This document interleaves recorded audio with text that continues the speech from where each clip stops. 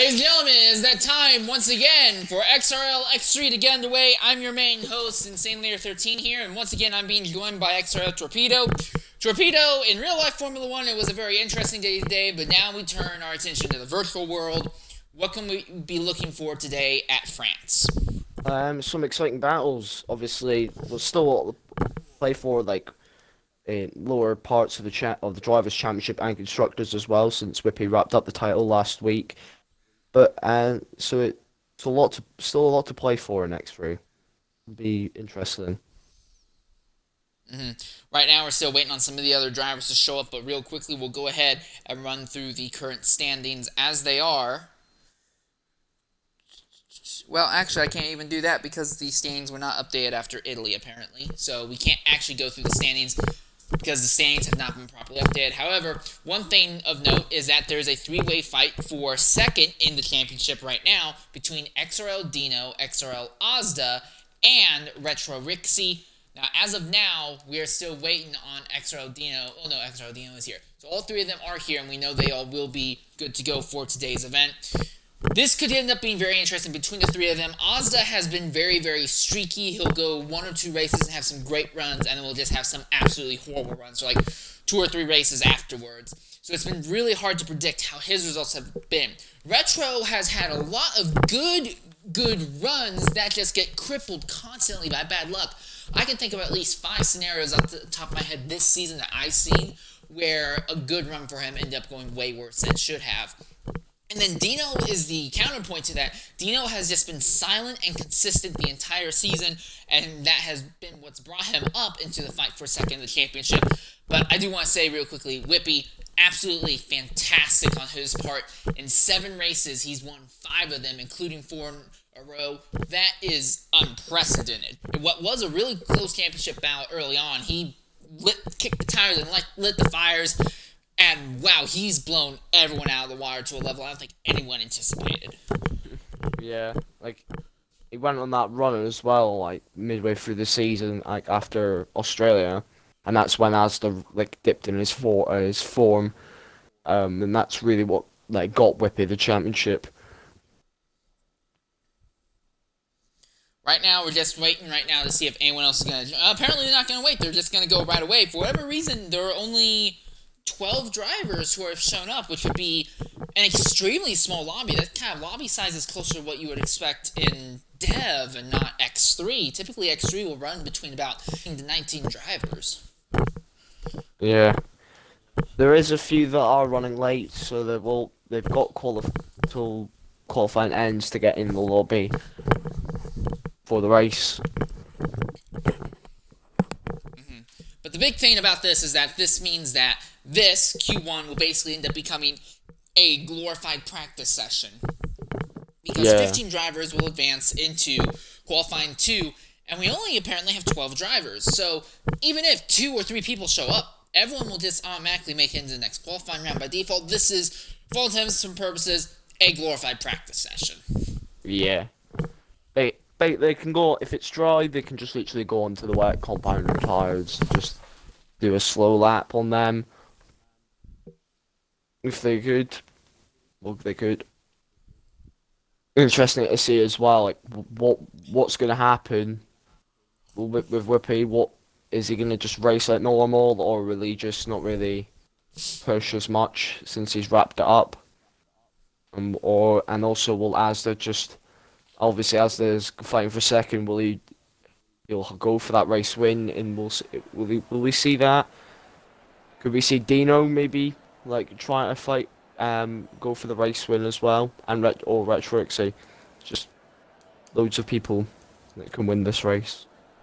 I got a chance to talk with Ozda before the race underway. He's definitely going to try and gun for the win today, just so that way he doesn't have to worry about losing points to Dino or Retro Rixie. So that's something to take note of. Whippy has equipped the intermediate tires. Collie Boy considered it, but he's currently staying on softs. I think a big element is a lot of the drivers don't know how many people are just going to show up late. One thing you don't want to do is come out onto the track, run a lap early on intermediates or wets, and then the last 3-4 minutes of the session, oh crap, all of a sudden we have 16 drivers who are here. You have to rush out, quick and try to do something. That's not a great scenario to be in, as XRL Fiend is now making his way onto the track.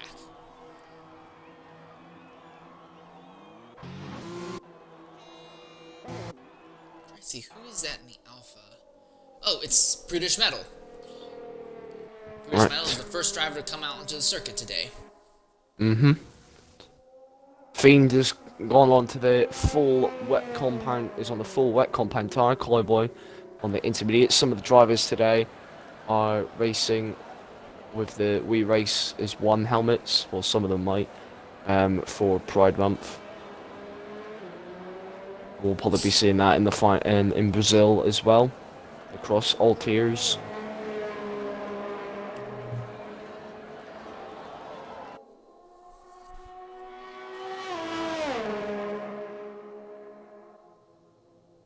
British Metal's the only driver on the softs, so he's not really getting the memo, like, so far, but... He might be trying to use this as an actual serious practice run, though, to see how far you can stretch the softs. I don't know how much fuel he has loaded into that car right now, but it is a very viable option. That's what I would do, at least in this scenario. Throw on a set of softs and just run those softs until the time is up in the session, and do not come in at all. Yeah. Let's see, like, just see how your pace is on the softs. And, oh, Fiend's gone off. He's had a spin. Turn, the right-hander, turn 10. Fiend is running the full wet weather tire, so he has the lowest amount of grip of anyone out on the circuit right now. Also, Fiend has been having issues at that turn in the most of his the races that he's done. The Realistic League, for example, crashed out there. Well, midway through the race, so it can catch out people like that turn 10. Collie Boy had an incident coming around the second to last corner, but whatever it is, he's gotten it resolved as back underway properly.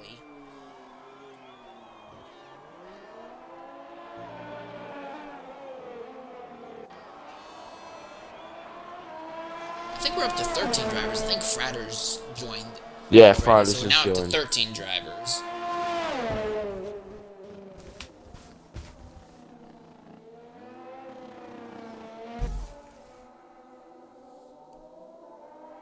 Fiend, just watching Fiend going around the track, he's being very, very slow, very, very conservative right now.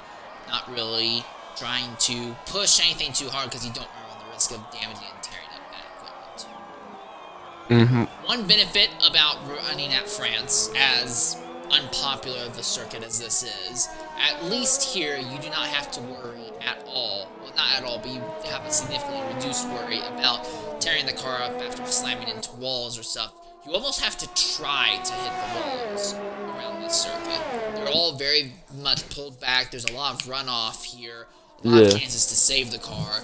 It really, in theory at least, will help keep drivers from dropping down the race. Obviously, like yesterday in the Realistic length race, that wasn't the case. We still had something like 8 retirements of a 19-car field, but... Yeah. Collie Boy's just off of the track. Letting some drivers by.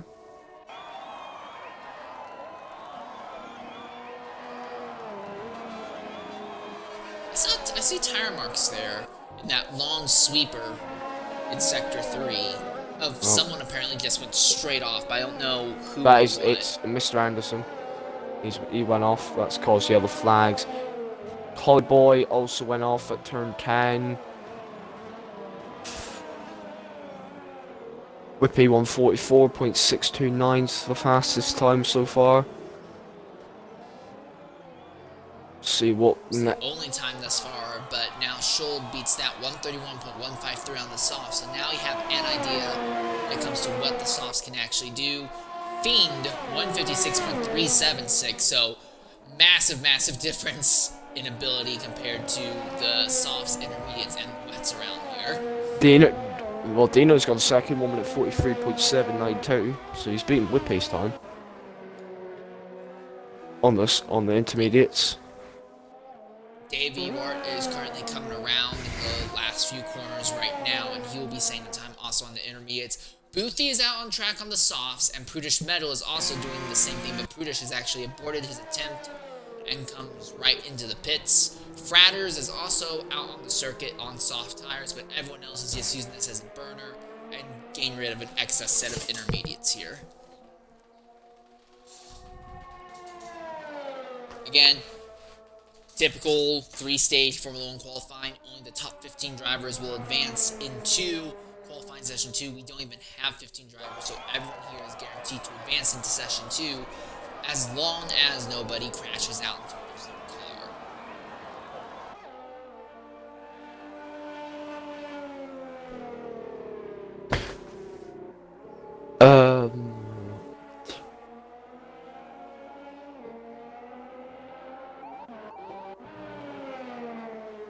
Ooh, Constant Jet right into the braking signs there.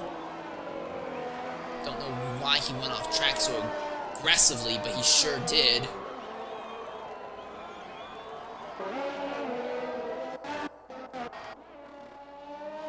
Buffy's crossing the line.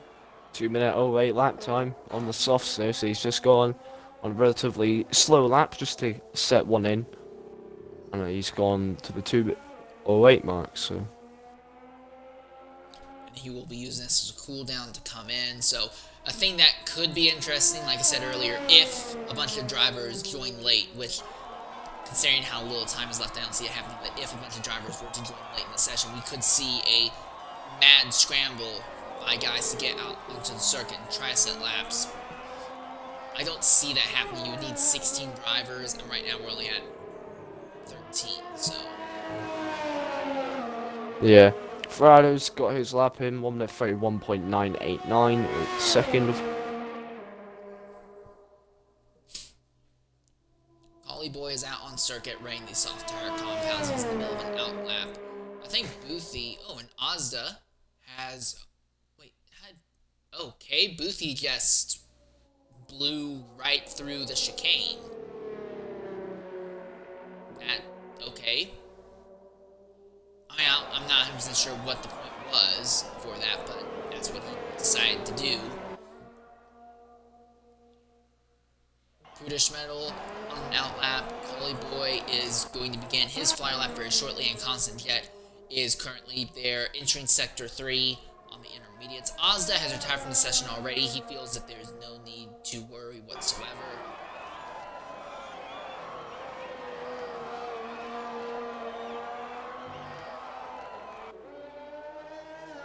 Constant Jet having just a little bit of trouble keeping the car properly on the paved sections of the circuit. The lack of grip in those intermediate tires is not helping things.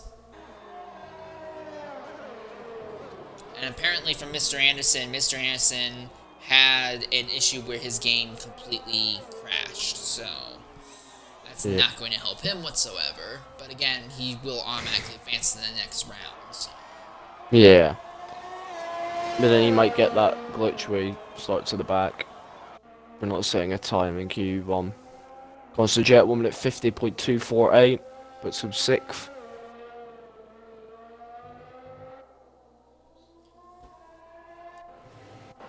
Right, now we're just going to be looking for Prudish Metal and Collie Boy to set their times. Collie Boy will be the third driver to set a serious lap time on the softs, I imagine, as he is rushing down now to the last 2 corners.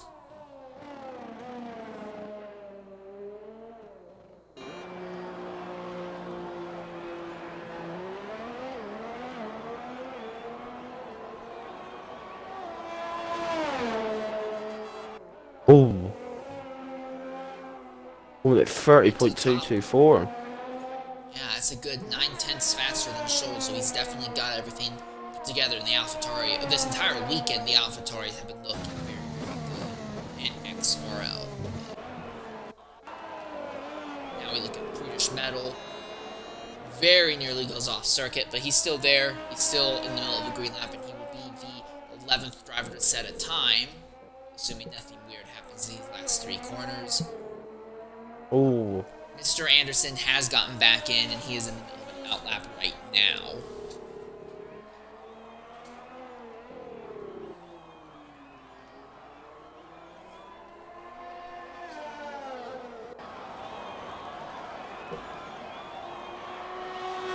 Here comes Brutish. 1 minute 44.396 puts him 5th. And a Whippy.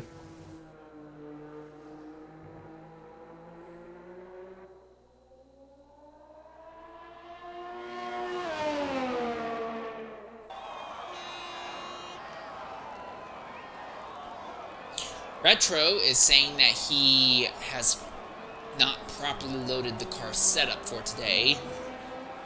So that might give him more than a little bit of an issue here.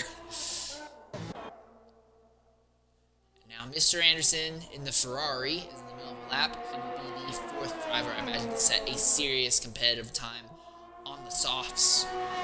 There is one advantage into running laps on the soft tires here, even if you aren't really fighting for qualifying positions. It gives you an extra set of softs in the race itself that have already been run through a heat cycle.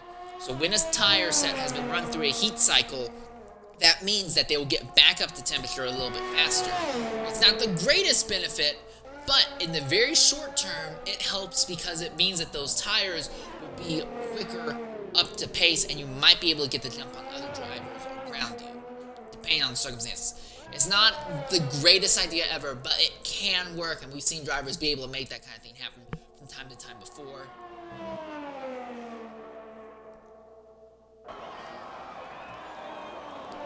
Dave Ebert in the pits has apparently equipped a set of softs, and I believe he is now on the very slow run out the circuit. No, that's Retro. Retro is now coming out onto the circuit. He has the intermediates equipped.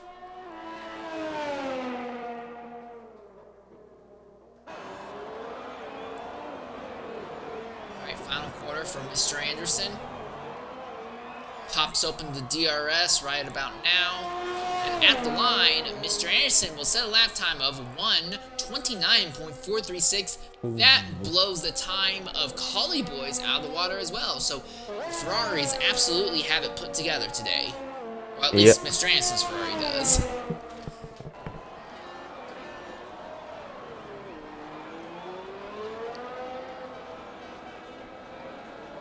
And we're just waiting for Retro XC to set his lap in qualifying.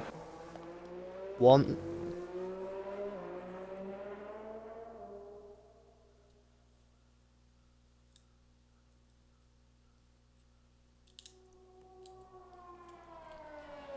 Fratters has gone back out onto the circuit, and he's trying to go for another attempt at saying a faster lap. He seems to think that he can more directly compete with Mr. Anderson.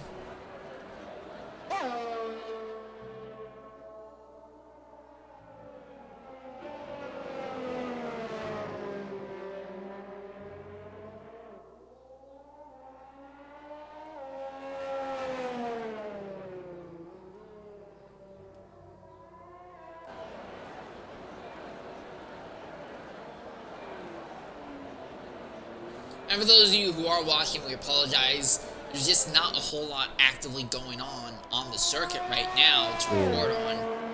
Everyone who's here is basically guaranteed to make it into qualifying session 2, so there's not really much to say. Yeah. Oh, Retrix has got had invalidation for exceeding track limits on his out lap, but it was at this and next lap, so that will not benefit him. The most important thing though for Retro is that making sure he actually has his setup properly saved, so that way he actually has a proper time, a proper build for the car set up. And from what I heard earlier, he did not get that properly set up. Because of the way Parc Ferme works, he might be significantly off pace throughout the majority of the race today. Yeah. I'm not saying that will happen, he might be able to overcome that, but that will end up being an issue. Yeah. Schultz doing a run on the soft set. He set his time on. So it's just a race pace, I think. Seeing what it's like on the softs.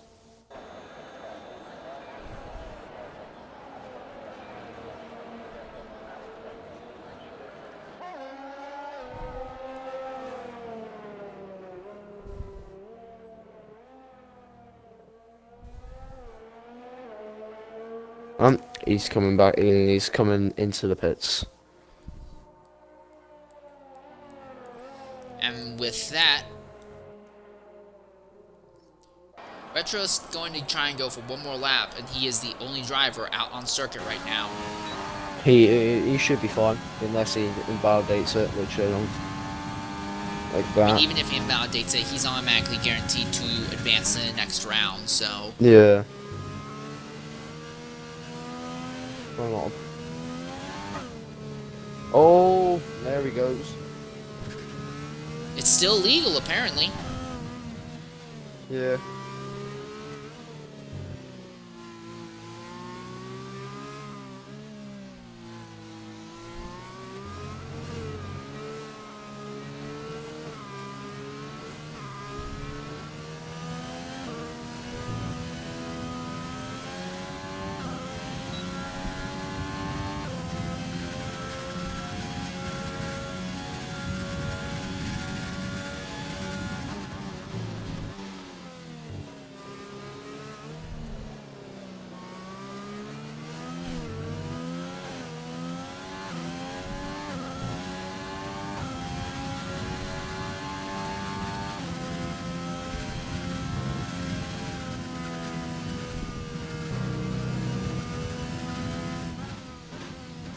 Well, time is going to end very shortly here, and no one else outside of Fratters joined the session, so this could end up being a very, very dull and anemic race with potentially only 13 drivers showing up today.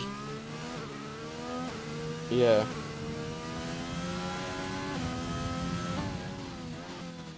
Yeah, we got that information already.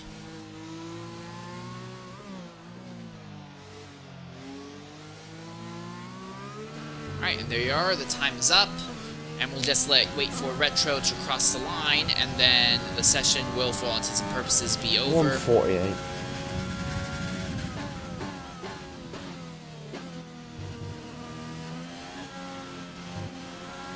Well, there were a few drivers who went ahead and took this seriously as a practice session, at least. Those drivers would be Fratters in the Mercedes, Schold in the Tracing Point, Collie Boy in the AlphaTauri, and Mr. Anderson in the Ferrari. Boothie went out there on softs, but his time was not even close to being competitive against drivers who were on the wets. Fiend turned a lap on the wets with a 156.376. Dave Ewart, Constant Jet, Red Turexy, Ozda, Whippy, Prudish Metal, and Dino all turned laps on the intermediates just to burn a set of those off. And all 13 of these drivers will advance easily in the qualifying session 2. And now here you're in session 2, this is where things will start getting interesting. Only the top 10 will advance out, and those top 10 will have their tire choice locked in for the race itself.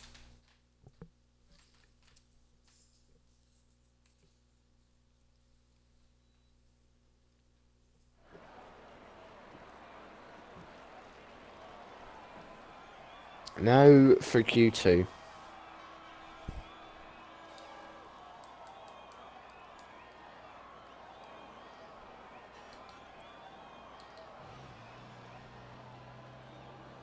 So right off the bat, Dino, Prudish Metal, Schold, and Constant Jet are all electing to run mediums. And it looks like Ozda is on the same mindset. The first driver to come out onto the circuit is going to be Prudish Metal once more. Now, Mr. Anderson has equipped mediums as well, as has Fiend. So the balance is pretty even between softs and mediums. Well, now it's turning even more in the favor of the mediums. Schold has just put on the mediums as well. In fact, almost everyone except Davey, Wart, Fratters, and Whippy now have mediums equipped on their cars. So it seems like everyone's going to see what they can do on the medium tires first before they commit to the risk of throwing away their strategy.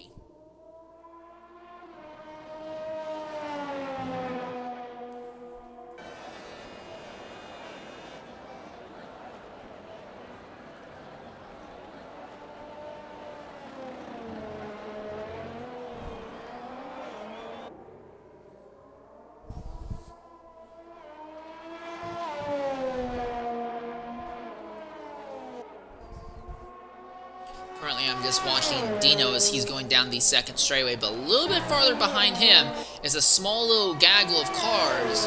You see the McLaren pulling over, but Ozda is still right there behind Schold. The two of them will want to get some distance between each other so they're not compromising laps.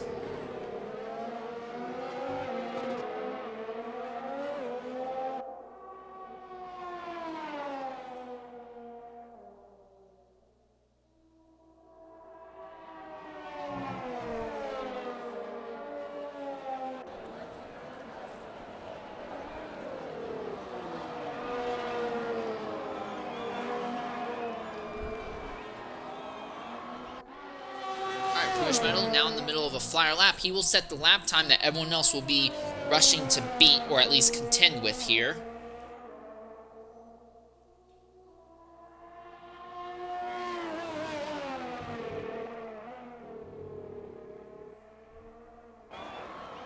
We're getting word that XRL Breezy is going to attempt to show up for the race itself. He's not going to be here in time to join us for this qualifying session, but he should be here in time for the race itself, but he'll be starting closer to the back. So we may be looking at a 14-driver field for today's race. We've not gotten word on anyone else, though. Well, Prudish and Validated Shold had a moment on the exit turn 2.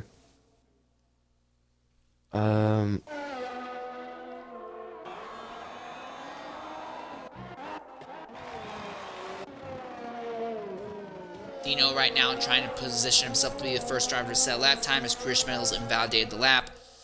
Behind him, though, is Fratters, who was on an outlap. 50.338 for Dino at the end of Sector 2.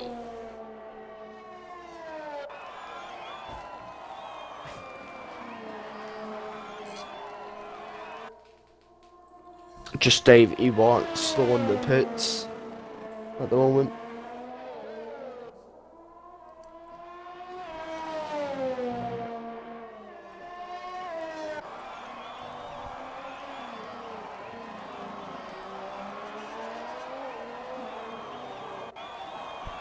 Alright, here comes Dino, and at the line, the first lap time of this session will be a 1 minute 30.148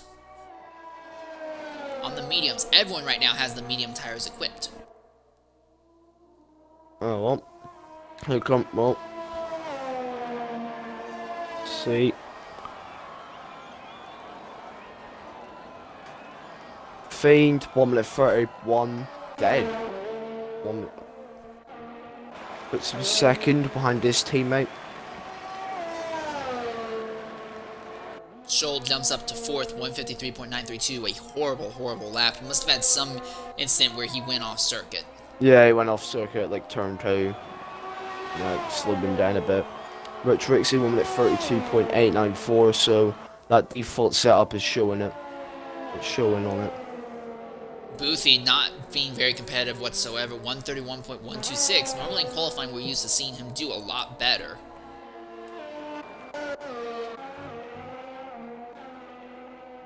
Here comes Prudish Metal. This will be his actual serious attempt, well, serious successful attempt at setting a lap time.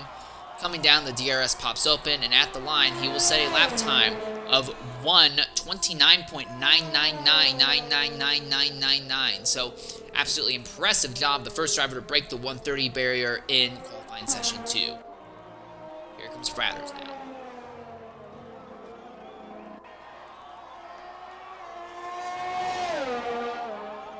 Time of 1:32.026. Not a very great time by the Mercedes driver. Ozda is coming down to the line now. He will set a lap time of 1:30.326. It was a little bit better than his Ferrari teammate, Mr. Anderson. Now we're just waiting on Whippy and Constant Jet. Constant Jet's invalidated the lap he's in the middle of, but Whippy, he's still flying. There's a little bit of traffic up ahead of him, though, that he may have to be concerned with.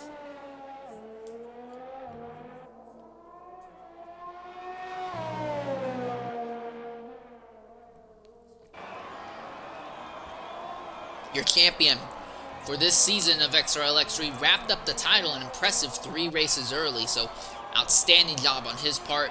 Whippy coming to the line.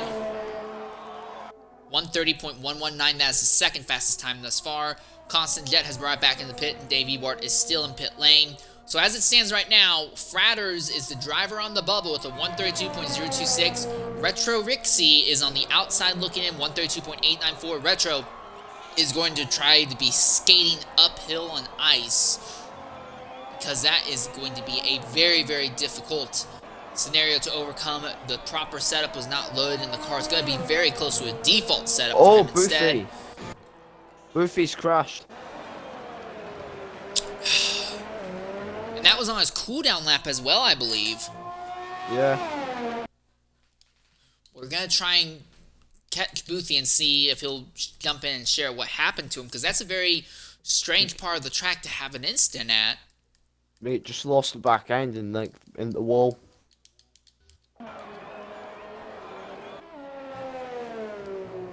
Retro's in the middle of a lap that's invalid right now, and I imagine he'll probably come in. Retro realistically has no choice. He will probably have to deal with running on this set of tires and not even making the top 10, because he can't afford to be on a worn set of softs at the start of the race. If his car is just going to be that uncompetitive, he will plummet down the order almost immediately. So I think Retro, I hate to say it, unless he can find a lot of magical pace on these mediums, he'll have to deal with not even making the top 10. And that's not good for Retro, because Retro is there fighting with Dino and Ozza for second in the points.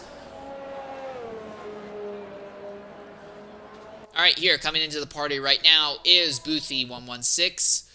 Boothie, real quick, go ahead, include your audio, and please tell us what happened that took you out of qualifying session 2. Just got on the curb at turn car 1, 2, bang the dollars up, and it spammed me in a very long distance into a barrier at high speed. Alright, it's an absolute shame to see that happen. Do you think you can come back from that 10th place, or maybe worse starting spot, though? Yeah, well, I don't really like France, to be honest, so. But there only appears to be about 12 of us, so if we can get a point, it'll do. Alright, well, it's a shame to see that happen to you, Boothie, but good luck, hopefully, with gaining some points and rebounding in the race itself. Hopefully. Alright, I'll see you at some point during the race, probably. Alright, well, there's the word from one of the Alfa Romeo drivers, not feeling extremely confident with the run for today.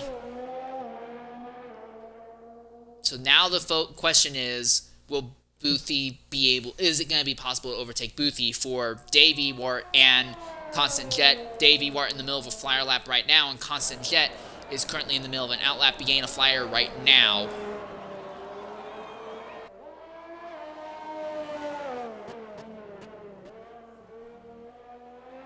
Everyone in the top 9, and then also Retro, are all just currently standing by in the pits, not really doing anything at the moment.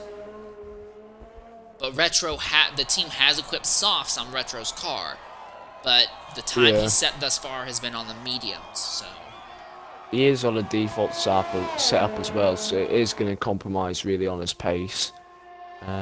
Davey Ward goes 8th, 1 minute 31.560. I'm just waiting on Constant Jet to get a lap in. Yeah, that will push Fratters out of the top 10, but now Fratters is equipping a set of soft tire compounds in the pit, so I imagine we'll see that Mercedes driver come out shortly here.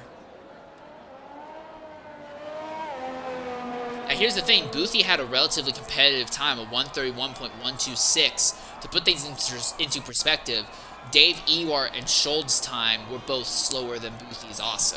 So, just beating Boothie's time alone will not only get you into the top 10, but will also push and have a significant knock-on effect. So, the real time that drivers like Fratters, Retro, and Constant have to beat isn't a 131.126. Really, for the bare minimum, they need to try and match the 131.763. Now, if they can do better than that, that would be great. And there we are. Schultz has just now been pushed out. Yep, Schultz has been pushed out now. Yeah. So now the bar has been raised even higher. And for Fratters, who's already out onto the circuit, he's running soft, so he needs to set a time of 131.560 or better.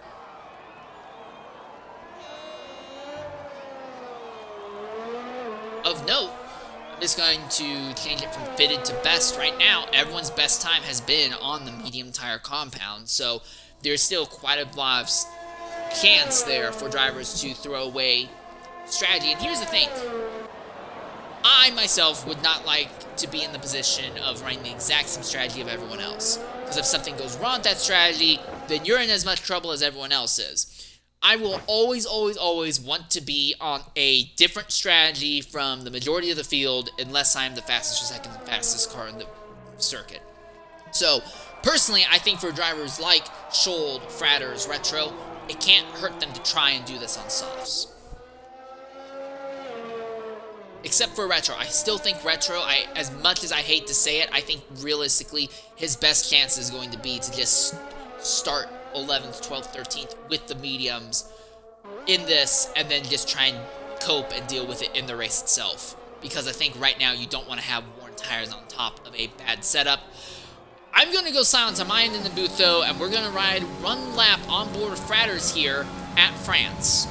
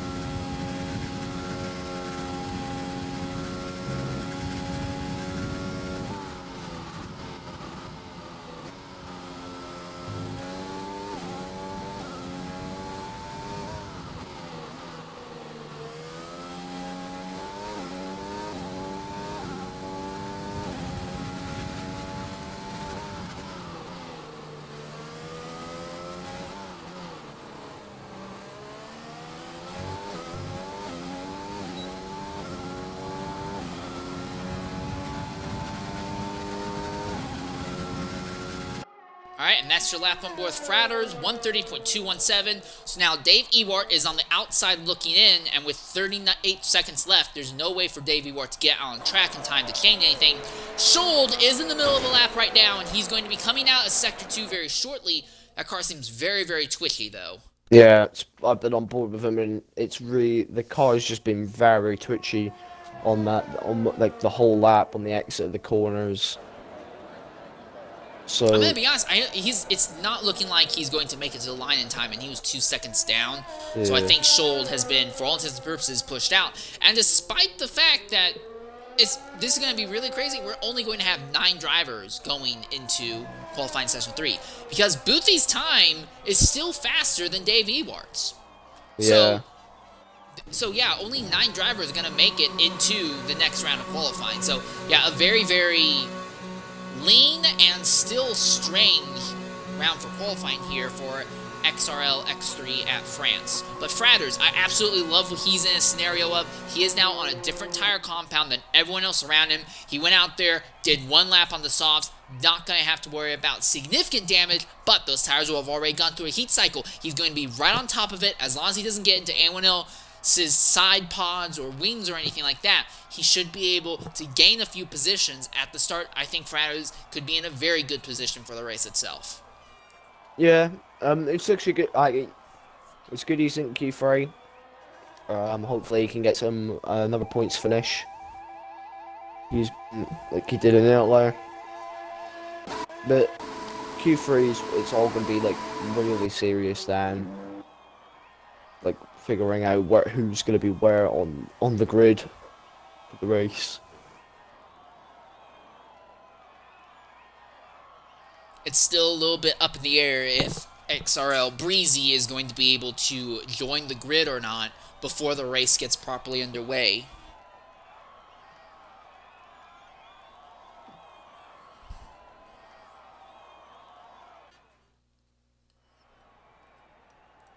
Alright, and there's your lineup. The 4 drivers who will not advance: Retro, Rixie, Schold, and Dave Ewart. Boothy had a time that could have gotten him in, but he crashed out. Then Constant Jet is going to make it in, as will XRL Fiend, Collie Boy, Mr. Anderson, XRL Ozda, Fratters, Dino, Whippy, and Prudish Metal. And again, good job on Prudish Metal.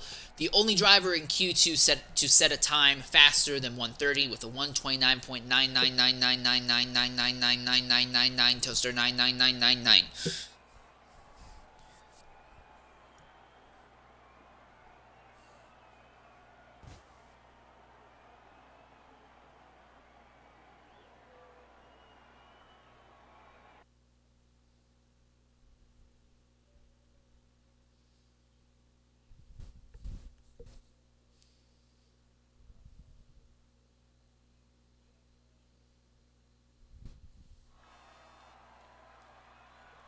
Alright, and now we come into qualifying 3, the run for the pole.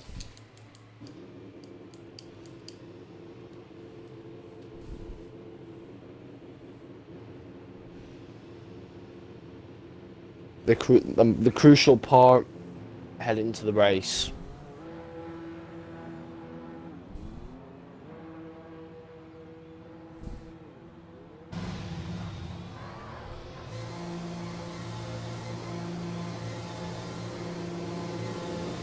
Alright, Dino is making his way down pit lane, as is Fiend.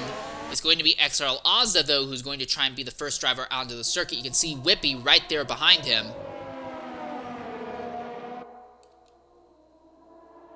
You can see Fratters making his way down the pit lane, as is Collie Boy.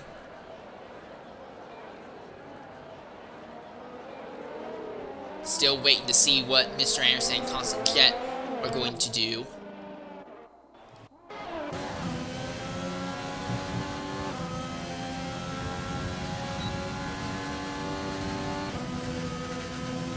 Whippy not really too concerned about keeping his tires warm. Ozda, though, really trying right away pretty much on the straights to weave and get some heat into those tires. So a little bit of an interesting difference in the preferred way that they set up their tires and get their tires ready for the race itself. Ozda significantly more aggressive with the weaving, going all the way from the side to the side. Whippy is just kind of leaning into it a little bit. He's not too terribly concerned. He seems to think that the corners in Sector 3 on this racetrack will do most of the work for him.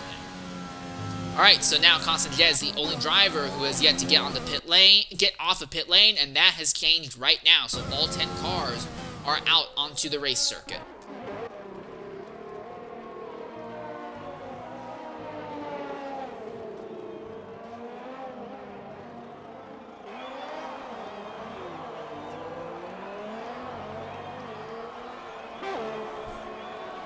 Alright, and Ozda crosses the line to start a lap, as does Whippy, as does Fiend. The next driver should be Dino, but he's about another 7-8 seconds down the road before he even gets to that point on the track that he can start a flyer.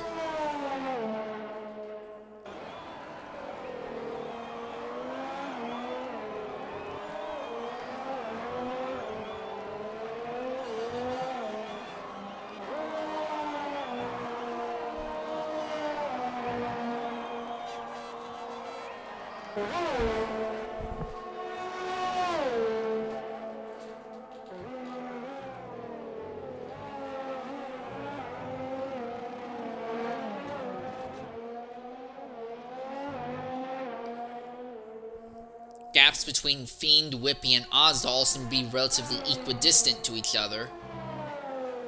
Whippy 49.411 at the end of Sector 2.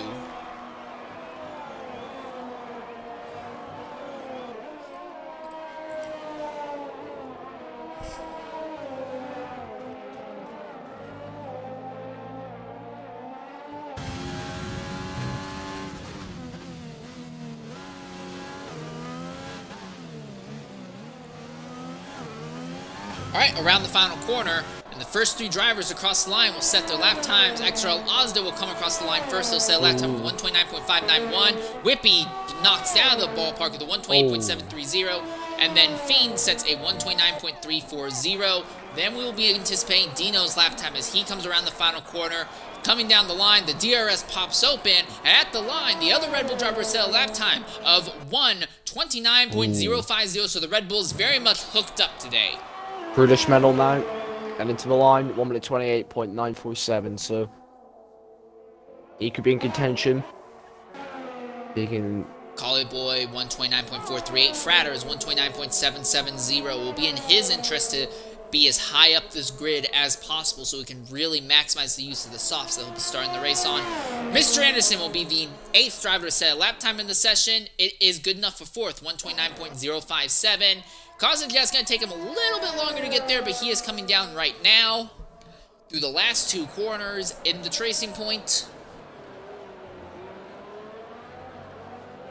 Straightens the car up, the DRS pops open, foot to the floor, and at the line is going to be a time of 129.563. I think he'll be back on track shortly looking for more.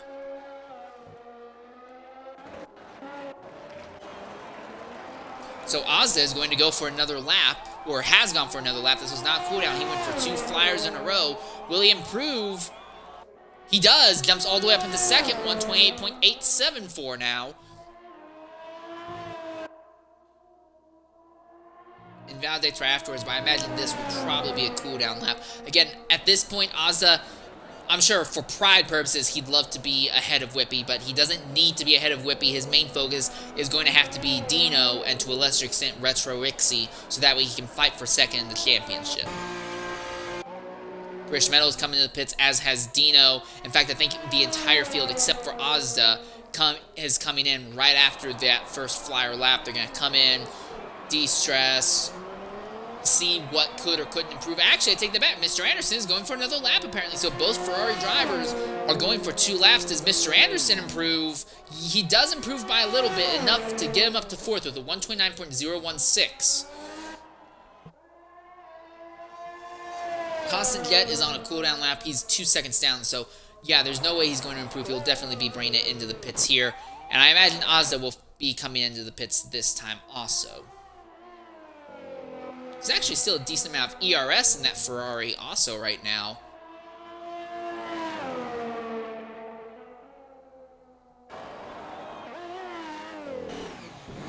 Alright, so now he's in, and Mr. Anderson is the only other driver out on track. But I imagine we'll start seeing drivers come back onto the circuit in about a minute's time. Mr. Anderson's on a cooldown, I think. Well, he feel like it's flashing, so he'll probably, and he's slowing down, so he'll be coming in. Yeah, absolutely. So for a brief moment, we will see the track go nice and silent again.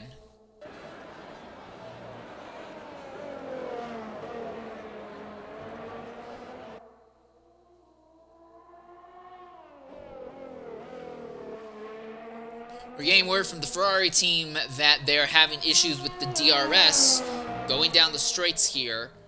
And yet, despite that, Ozda was still able to set the second fastest time in this session, so that could end up being great for him in the race itself if they can just get the DRS problems resolved.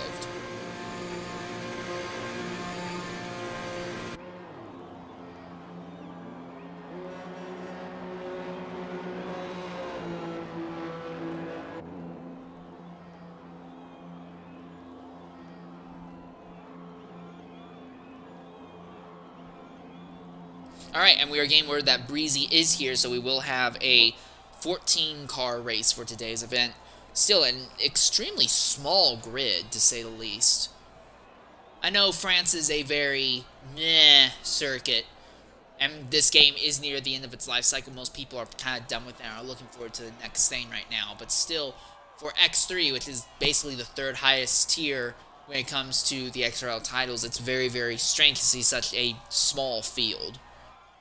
Yeah, I think it'll be fine though when the new game will come out and the new season starts. We'll be getting the numbers back to like a full grid then.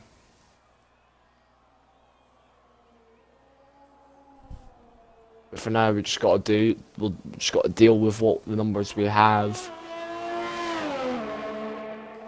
So, whatever issues going on with the DRS isn't going to be enough to keep Ozda down. He is out there on track right now in another outlap, and Collie Boy is also starting another flyer. So Collie Boy seems to think that there's stuff left on the table that he can take advantage of. But those are the only 2 cars on circuit right now with less than 3 minutes in the session.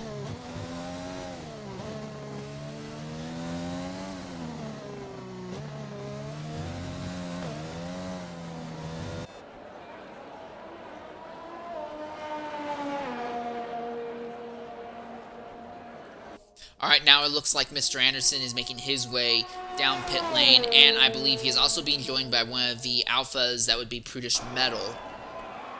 So we are now starting to see drivers come back out onto the circuit. Ozda is now in the middle of another lap. We're still focusing on Collie Boy to see how far up the grid he can try and move. This lap is not looking very good. He is down by 6/10 at the end of Sector 2. Yep. Asda's 12 or 100ths up.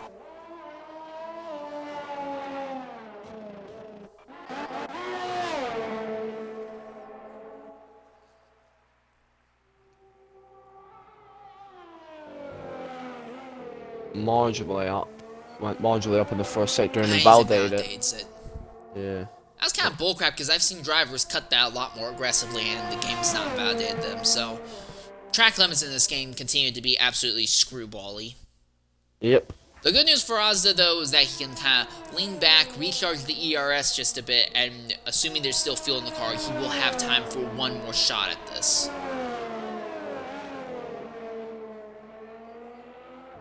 Collie Boy has come back into the pits after he had boarded the attempt. He realized he was so much slower, there was no point in being out there.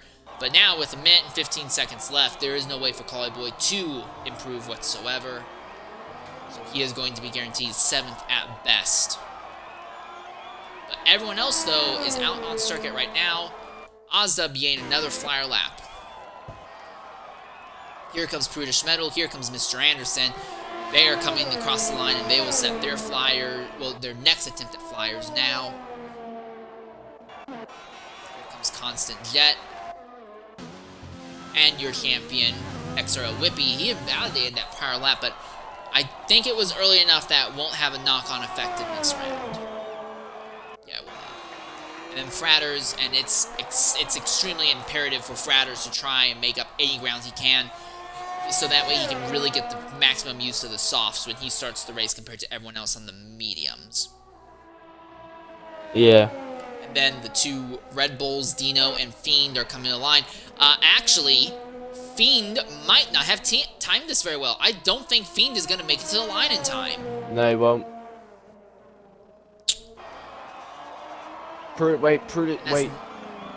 Prudish is invalidated. That's it for him. Time's up. Over. Plow. Yep. Asda, he's down, but it's marginally. Whippy is up.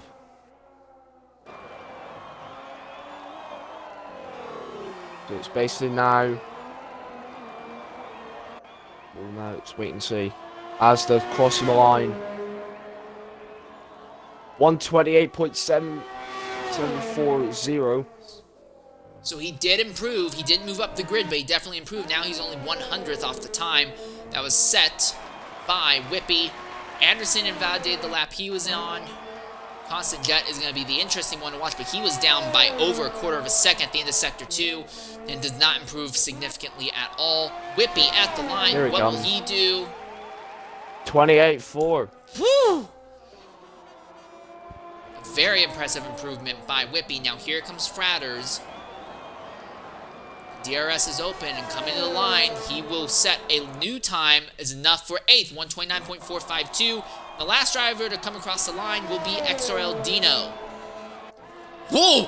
Wow, Dino! Whoa. Where did that come from? That is the last thing Ozda wanted to see, because now Dino is going to be starting on the pole, and Ozda will have to be looking right at the rear wing of that Red Bull when they come to the green.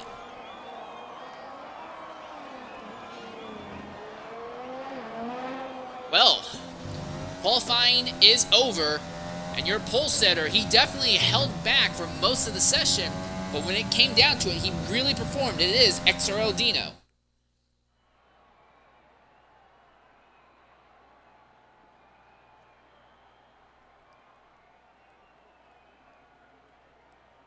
So there's your top 9 starters, only 1.1 seconds separating them all. And I do want to go ahead and give a little bit of a thumbs up to both Ferrari and Red Bull. Those teams were the only ones to get all of their cars into qualifying session 3. So good job for those drivers and teams. And now the 5-minute wait until we get into the race itself. Again, we should be looking at a 14-car grid for the event.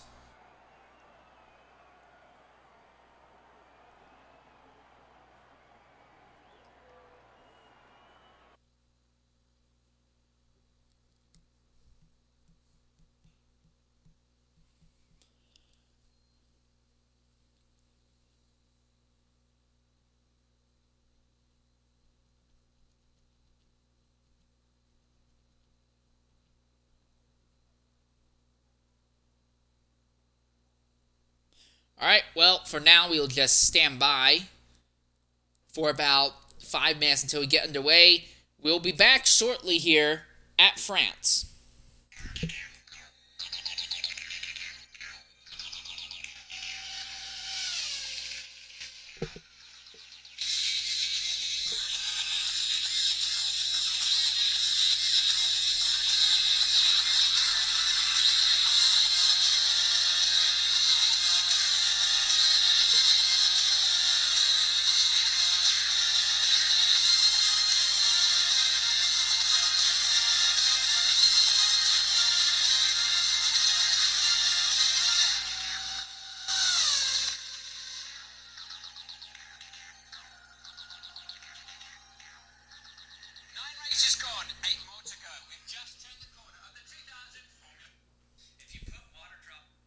Thank you, YouTube, for completely collapsing on me there. I absolutely was looking forward to that. But anyways, we are staying by here for a few minutes until we get the race underway today at France. Very, very small field. The main focus is on, obviously, the race win, but also second in the championship. I'm your host, Insane Layer 13. I'm being joined by XRL Torpedo. Right now, we are just standing by until we can get underway for our X3 race itself.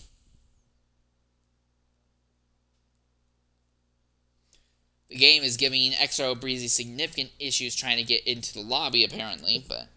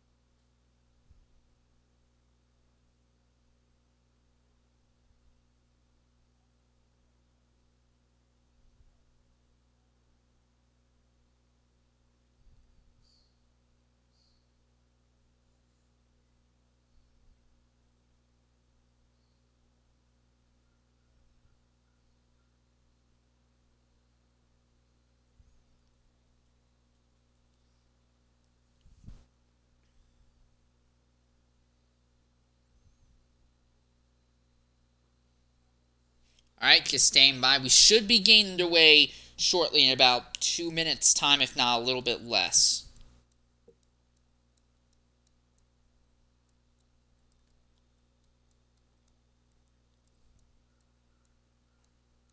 Alright, actually significantly less than that. We are getting ready to go underway now. Again, relatively small field for today's event.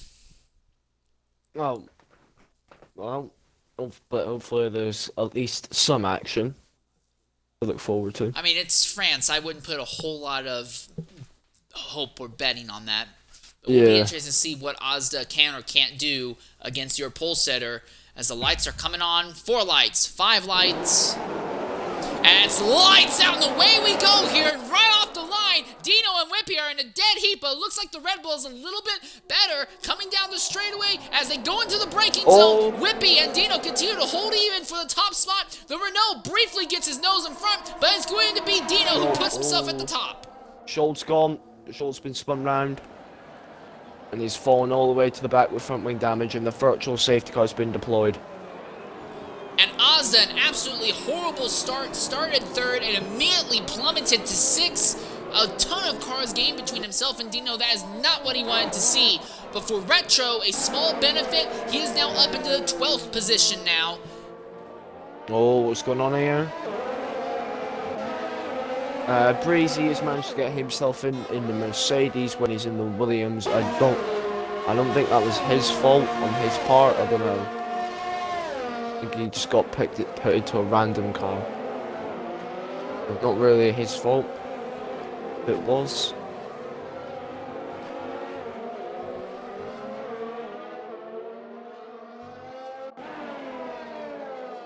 Excuse me. Anyways, we are under a virtual safety car for right now. Full course yellow. Fratters is going to be restarting 9th, and Retro will be starting 12th on the softs. Scholl is an interesting scenario because he started on the hards, but will have to pit right away regardless because of that significant front wing damage. Retro Breezy well. immediately overtakes Retro because Retro also has wing damage he'll have to repair. Yeah. His teammate Dave Ewart's also got damage. Yeah, so there was a big kerfuffle at the start. They've got a 5-second penalty for speeding in pit lane.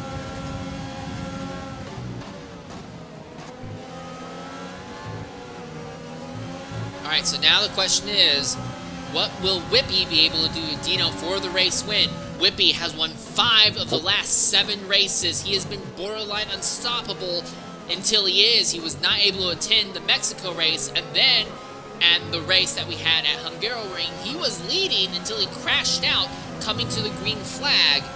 So he's not insurmountable, but he definitely seems to be the only driver who can truly beat himself. Here he is, down the straightaway, side by side for a top spot. And it looks like he can move the Renault into the first spot. No, he backs out at the last second. Dino will hold on to the lead for just a little bit longer.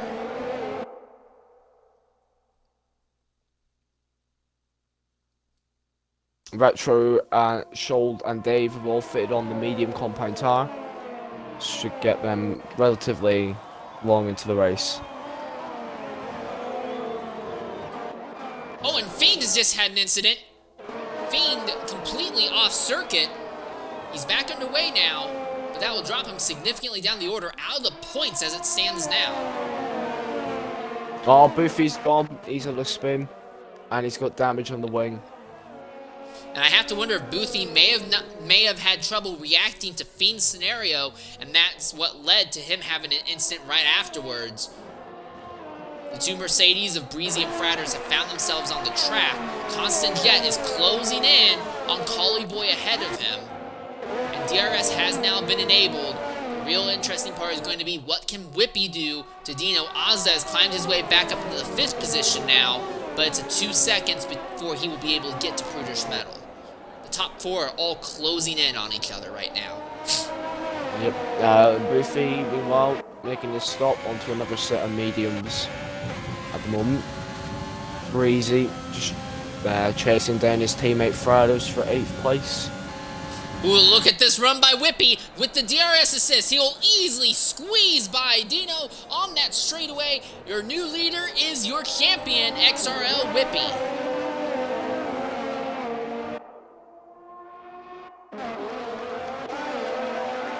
Here comes another interesting battle. Constant Jet is still within a second of Collie Boy. Oh, actually, as I say that, Dino is closing back in on Whippy. He's back to being within a 1/3 of a second.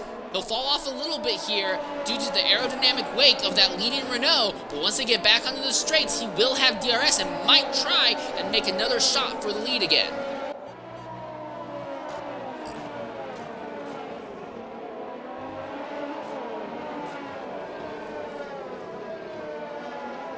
On that final corner now, he's right underneath the Renault's rear end. A 1/3 of a second gap. He's closing, not at a rapid rate, but it might be enough. He looks to the outside. He thinks better of it. He will pull back in line behind the Renault for the moment.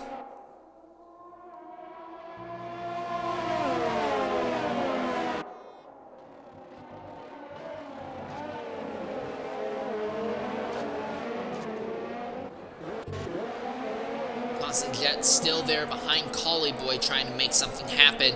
So there's a battle for 6th and then also the battle for lead. Those are the 2 main things going on. Breezy is closing a little bit on Fratters, but not enough to make a move. Brutish Metal has DRS and is closing on Mr. Anderson on the straight. So right now, Whippy is not getting away from Dino, and it's caused a little bit of a DRS train for the front 4. They're all kind of stuck in each other's DRS. No one really able to make a move yet.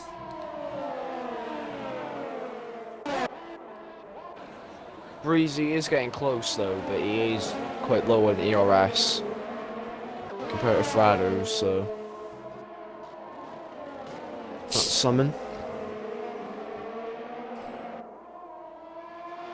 Dave Ewart thus far is the only driver to have earned a penalty thus far, and will be a penalty that can be served in the pit lane.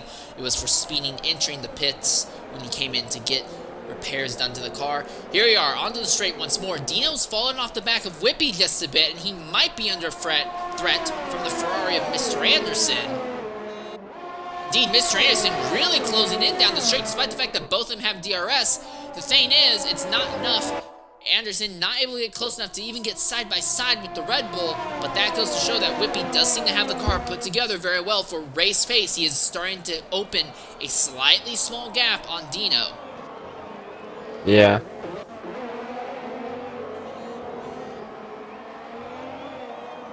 But like with this battle with Collie Boy and Constant Jet, it's allowing Frados, Breezy and Fiend to really close up to them in these last few laps. Fiend could be in a very good position because Fiend will have DRS on Breezy, and it does not look like Breezy has it either, has DRS.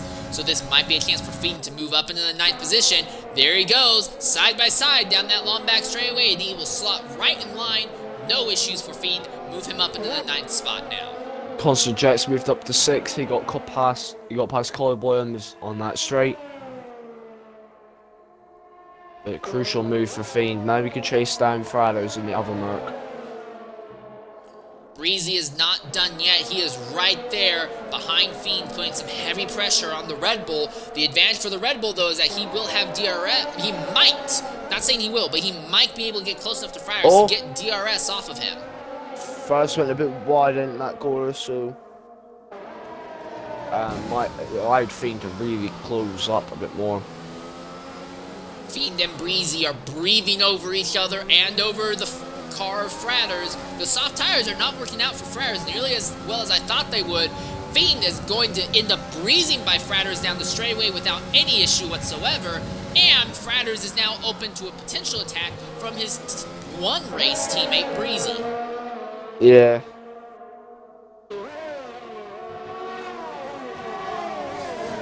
Look at me, he dives side by side, contact! Fratters holds the position for now, but they're still side by side. Now Breezy has no choice. He has to back out of it. And one of the tiny corner, he runs right into him. And that's going to take off a chunk of the wing, and it pushes Fratters wide. Now the question is, did that cut down Fratters' rear tires?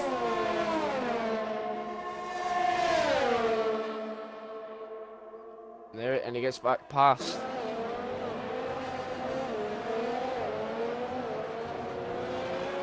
No, he's not done yet. Still going at it. I think Fratters is going to get this one way or another. Oh, they are not happy with each other. Neither driver feeling very comfortable. They're still neck and neck. Breezy is still ahead, but he has a chunk missing from the front wing. He'll have to pit to get that repaired. And as these two are fighting, they have completely fallen off the back of the Red Bull of Fiend.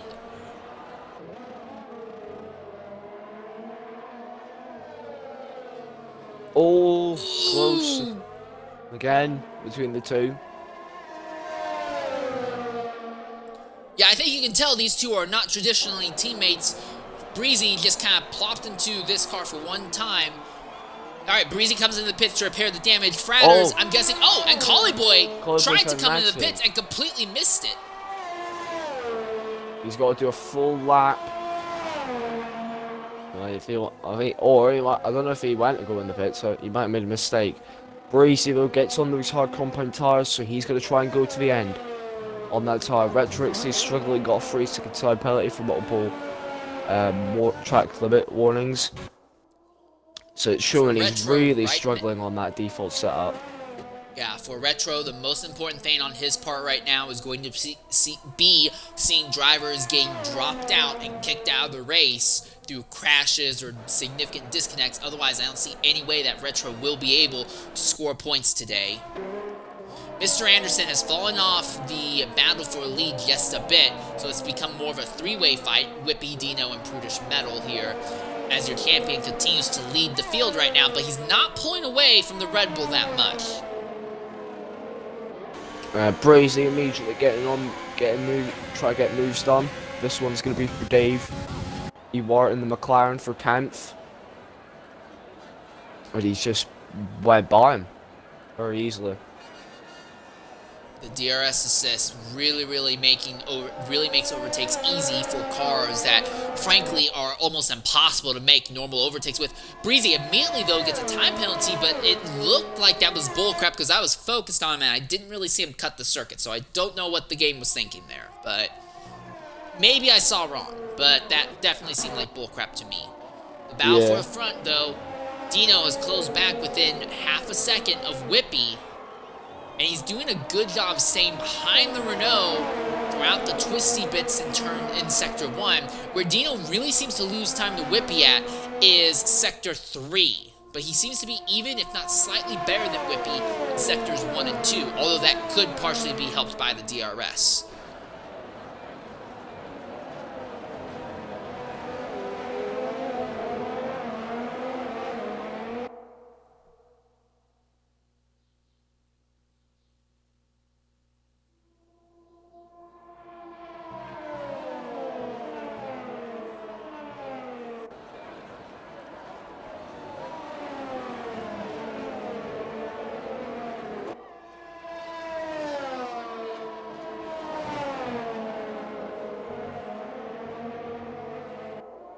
Ooh, Dino well off the proper racing line. He's going to fall more than a second, or about a second off from Whippy. If that happens, that means that Dino will then come under pressure from Prudish Metal, and he might not have the DRS he can use as a defense. Yeah. Nope, Dino was close enough. He still has DRS he can utilize, but he has now fallen significantly off of Whippy. So now Dino's just going to try and keep up with Whippy as a defense against Prudish Metal, rather than trying to overtake for the lead. Also, Dino being right in the aerodynamic wake of Whippy and Prudish to a similar extent, they're going to have to deal with significantly more tire wear on the front tires. There's going to be less clean air getting to the front wings. That means that they're going to be sliding the front tires a lot more. So right now, this battle is very much in the leader's favor, as long as he doesn't make any serious mistakes.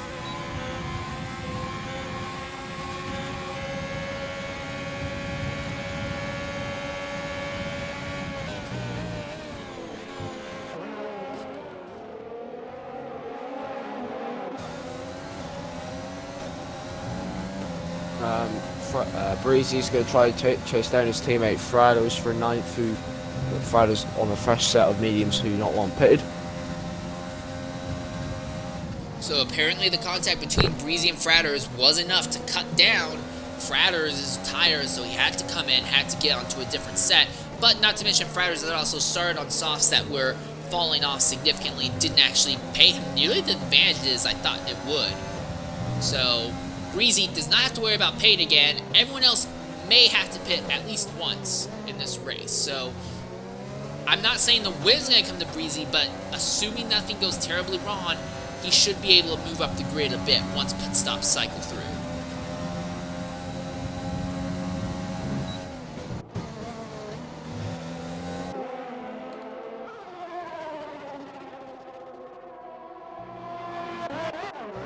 Schold is working on Dave Ewart right now. That will be a battle for the 11th and 12th positions. Prudish Metal gets a time penalty trying to do something to Dino, and that's not going to help him. Dave Ewart really seems to be struggling at various parts of the track, and it's holding Schold up. These two drivers both had to pit on the first lap after contact damaged their wings. They had to get that replaced really quickly. Here we are now. Schold will have DRS on Dave Ewart, and even though he's having a little bit of trouble playing the power down, he's going to stay within DRS. So Schold seems to be struggling a little bit more in the tricky, more technical section of the circuit, while Schold seems to be having a bit of trouble putting the power down right now. Yeah, not much really, like battle-wise, is going on.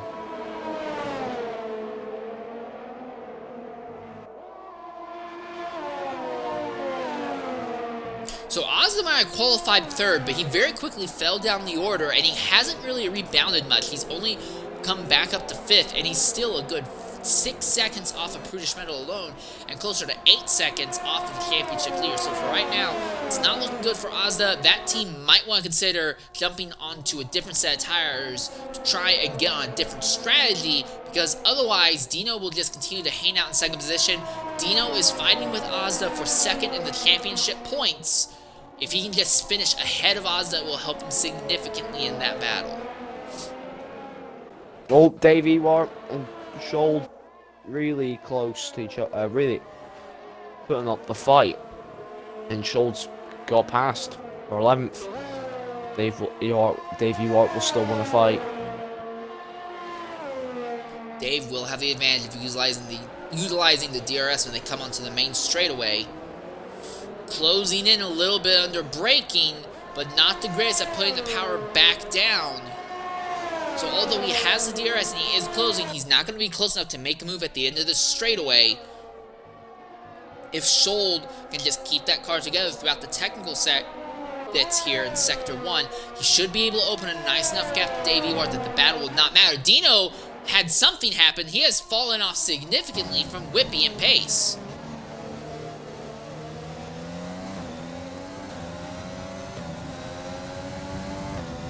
So this is the chance for Prudish Metal to make something happen to Dino. Dino goes wide, and there we are. Our top three are all coming in the pits at the exact same time. Mr. Anderson, he is coming in as well. What about Ozda? He will stay out another lap trying to get an alternate strategy to leapfrog Dino. Yeah. Constant Jet, he will come into the pits. Hard. Fiend is staying out. It's hard compound tires for this lot. Just to go to the end. Oh. Constant Jet's in. Collie Boy is in. Fratters will be the next driver to wonder about. Something interesting has happened because Whippy has lost. No, Whippy is still ahead of Dino. I'm sorry, I misread the dots. So yeah, Whippy is still ahead of Dino. Constant Jet. Soft. So he must be going for a two-stop strategy, I'm guessing. Yeah. Because those softs, there's no way they're going to last to the end. He'll probably put on another set of softs later in the event. It'll be close between Breezy and Collie Boy in the pit exit.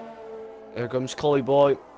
Breezy just behind. But the thing is, well, with Breezy with those older tires compared to Collie Boy, which are fresh, Breezy needs to get past him if he wants and pull away quickly as possible before those tires heat up. But Breezy has the advantage that the tires are already in a nice warm operating temperature. If he's close enough on the straight, he should be able to get the pass done going down to the second sector chicane. I don't think he's going to be close enough. It's going to be close, but I don't think it will be close enough. The Mercedes closing the gap very quickly. Inside. Pulls to the inside. Neck and neck for ninth, and he will slot in front. Very nice. Seems to be the prime overtaken spot so far on that back straight, as it is the most powerful one, like overtaken spot on the circuit Ozda so far. But Collie Boy fights back. He's got it. They're still going, but Collie Boy's conceded the place. Yeah, he took the inside curbs a little bit too harsh, and it really compromised him. Ozda and Fiend will fall back into roughly the range orders they were at earlier. Ozda back in the 5th, Fiend back into, I believe, what will be the 7th position. So they ran an extra lap on the medium, so the hards will be just slightly fresher near the end of the event. Here we are, Collie Boy fighting back against Breezy. He's got the DRS. They're side by side. Whoa, very nearly make contact across the line. And the AlphaTauri easily slots ahead of the Mercedes.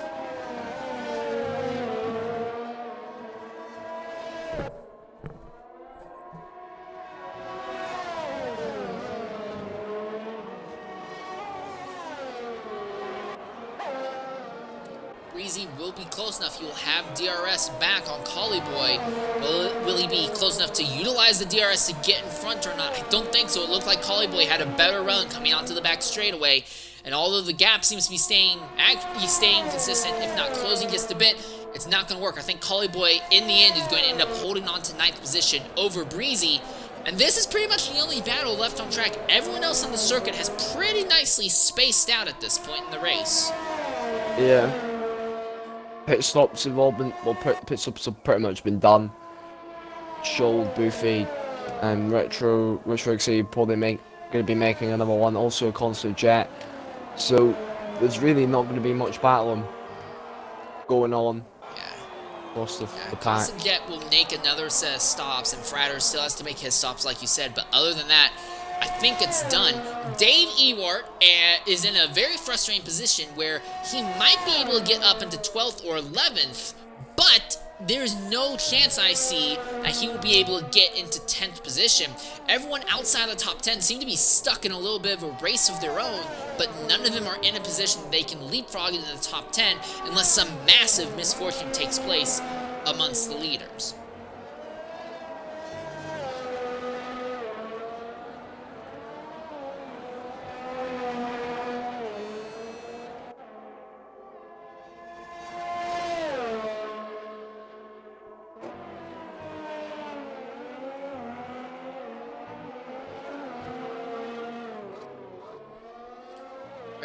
Another time penalty for speeding the pit lane.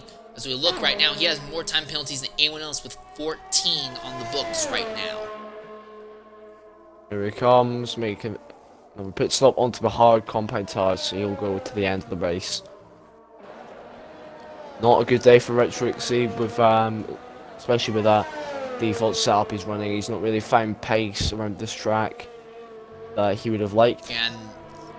And it's looking very likely that he's going to go a lap down. And the way the XRL works with its very, very strict blue flag systems, once you are a lap down, your race, for all intents and purposes, is over. So, and it's right now, it looks like it's only about 1 lap away from the point where Retro will be forced to pull over, and his race will basically be done. He'll basically be locked into the dead last position unless drivers start dropping out in the race. Oh, he's done that now. He's let Prudish, Dino, and Whippy by. It won't be long before he lets Mr. Anderson, Asda, and Constant Jet through.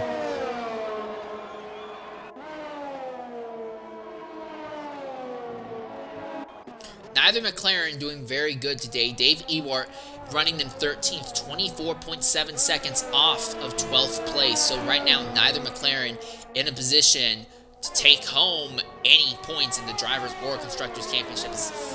Really, really not going to help them. Also, something else I think is kind of weird. Constant Jet is on soft tires. Everyone else is running hards. Yet despite that, Constant isn't really closing in on Ozda ahead of him. He's just been sticking around in the 4 to 5 second gap pretty much this entire time. So those making an extra set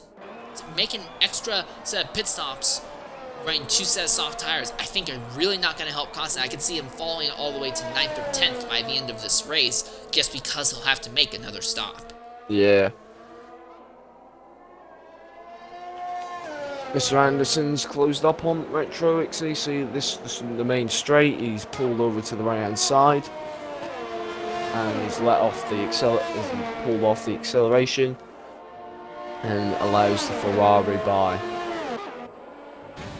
Ozda will come right by afterwards. Well, the good news for Ozda is that one of the drivers who is fighting for second in the championship, Retro XC, is absolutely not going to be any sort of threat today. It's just the other one, Dino, is in a very good position compared to Ozda right now. Yeah, and also then that battle is for second is probably going to go also to Brazil, the final round in 2 weeks' time. We've got a break. This next week will be the break week for the drivers to refresh. Also a week to get extra practice in, and Dave Ewart is had enough. No damage to the car. I think he must have had an issue when he put the throttle down coming out of the sweeper. The car just skidded right off the circuit. Retro's gone. Retro spun. And with significant front wing damage as well. He's merging back onto the circuit in front of the Red Bull. I believe that is Fiend. Yeah. Yeah, that's Fiend who goes by him. So a bad day just going worse for Retro. And that's kind of been the thing for his entire season. Everyone knows that Retro is one of the most talented drivers in the entirety of X3. He's oh, Jesus Christ. It's terrible for him.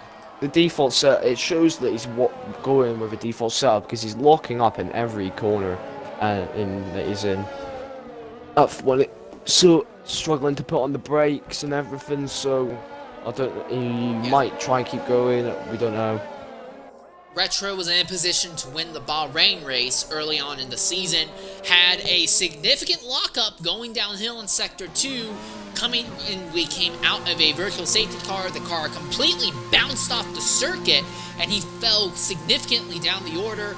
Then he's had other runs this season where he's been running up near the front, and then the tires have failed, or he's been caught in someone else's mess, and he ends up falling way farther down the order than that. It's just been a event of frustration. Breezy has come into the pits to take off the hards, and he has equipped a set of soft tire compounds. Same as Retro. Now, he's not going to be... Yeah, so Breezy is not going to be in a position to fight with Collie Boy for 9th, but he should be far enough ahead of Schold that Schold will not give him an issue. And Breezy might be able to go for a potential fastest lap point if Constant Jet can't get together when he does it. Safety car's deployed. Retro lost it on the exit of the pit lane, and his car's just parked up. And this changes the entire situation for the race. We're going to try and get Retro in here, but that brings everything into a slightly different mindset for the rest of the event. Whippy's in, the leaders are in, they're going in. I'm gonna look up Whippy, see what his. I think it'll most likely be the soft compound tire he'll be fitting. Yes, it is. The soft tires are getting fitted on for the race leaders. Under the safety car, free pit stop it is. Not gonna lose much time. Ferrari are double stacking. It's not going to help Ozda because Ozda was the one behind Mr. Anderson, so he's going to lose positions. Fiend, by the time he gets into the pit lane, though, Dino is already gone. Constant Jets managed to jump Ozda due to the double stack as well. Frado's in, Collie Boy is coming in, and this has actually not helped Breezy in any way because, now actually technically it has because he's caught so way up to Collie Boy. He's caught up to Collie Boy, so that is a advantage. But Collie Boy is going to be putting on fresh tires as well. But Collie Boy is putting on the mediums. So Prudish Metal put on medium tires. Put on mediums. Jet put on mediums. Fiend put on mediums. Yeah. Shoulder's coming in. What's he going to do?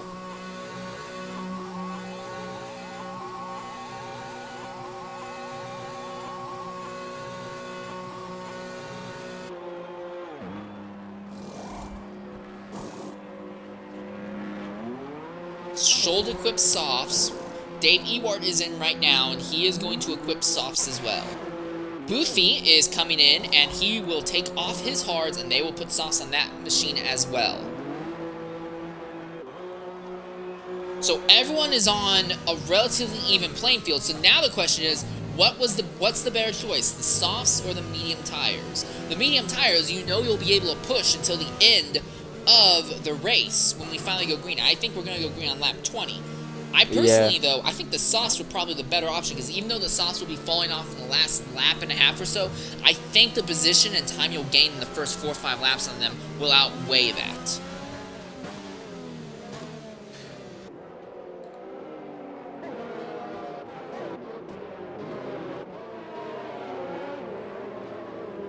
It's going to be a long time until the field is properly stacked up. Schold is still 31.2 seconds out from the back of the grid.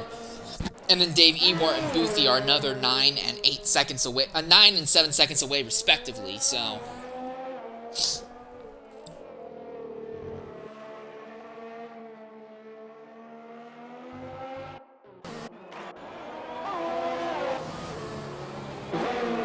Fratters apparently gets hit Fiend under the yellow.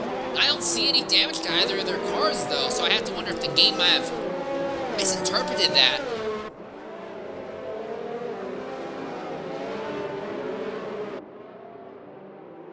Collie Boy just got clocked by Fratter. I mean, Collie Boy just clocked Fratters also now under the yellow.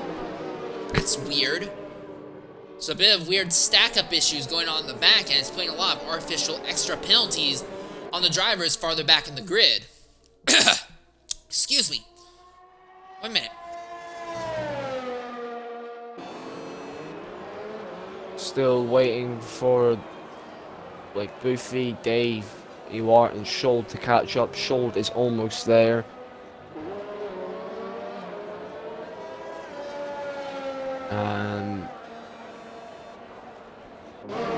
And now Shold is catched up. Dave Ewart will be next to fully catch up.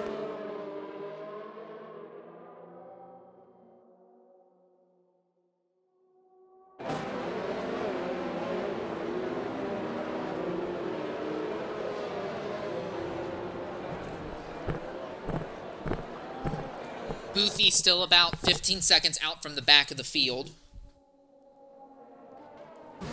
Dave's pretty much, yep, he's catched up, so the safety car will probably most likely go for another lap, I think. And if it goes for another lap, then that really will hammer in the fact that this choice to run mediums is not a good idea whatsoever, I imagine. Because we'll be going green with what will basically be 7 laps to go. Lap 21, yeah, we'll be going green with 7 laps to go. Nope, safety car's coming in this lap, actually. It was a very late decision by race officials, but we'll be going green with 8 laps to go. Boothie just barely catches the back of the field in time. So an 8-lap run to the finish. Whippy, last time he was in this position, it was at Hungaroring. He put the power down and immediately spun and wrecked the car coming to the line. Let's hope that doesn't happen this time. Someone's pitting. Who is that? That's Ozda. What is Ozda pitting for? We'll keep an eye on that for you. So let's see. It is a front wing change and a new set of tires, and he's serving the 5-second time penalty. So it's gonna literally mean he's got hard work to do if he wants to get points, which is probably most likely not gonna happen at this stage. So he must have made contact with Prudish Metal or his teammate Mr. Anderson, or Constant Jet, I think it might have been. So he was behind Constant Jet then. Breezy squeezed by Collie Boy farther back in the grid. Now his focus is on Fratters. Earlier, Fratters had soft and Breezy had mediums. Now that position is switched between the two of them. Indeed. And Ast is back out in last. So not looking good for him at the moment. Fiend right there underneath Constant Jet and farther back. Shold is closing in on Collie Boy down this littler straight. They're side by side, and it looks like Shold is going to take the position over Collie Boy. The medium tires absolutely are not working out right now. Mr. Anderson is putting pressure on Prudish Metal right now.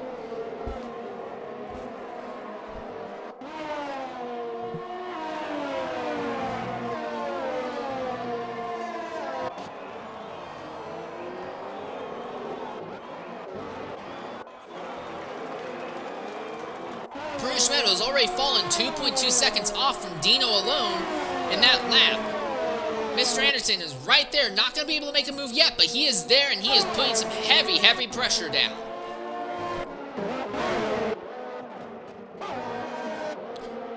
Boothie trying to make a move on Dave Ewart. They make just a bit of contact there for the 11th and 12th positions.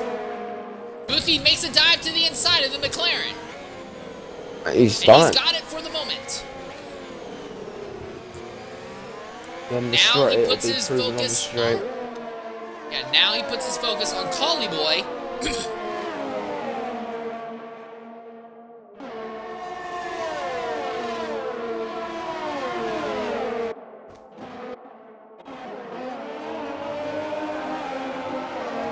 Fiend is just squeezed by Constant for a 5th position, but got a time penalty right afterwards.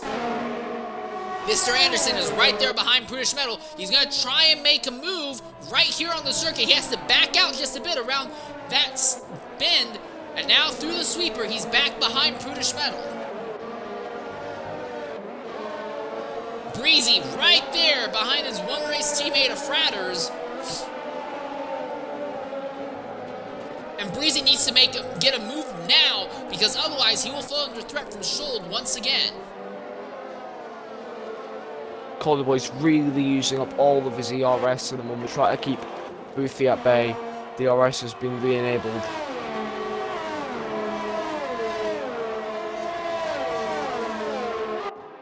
Mr. Anderson made a mistake following Prudish Metal. He has fallen off the back of that Alpha just a bit. He needs to close that gap down a bit more before he burns up the tires. Ozda, another time penalty. Schold has just gone by Breezy. Breezy has spun off. Breezy has spun off the circuit while he was trying to catch Fratters, so now Breezy has fallen out of the points-paying positions. This moves Boothie up into 10th and maybe even 9th because he still might be able to overtake Collie Boy here.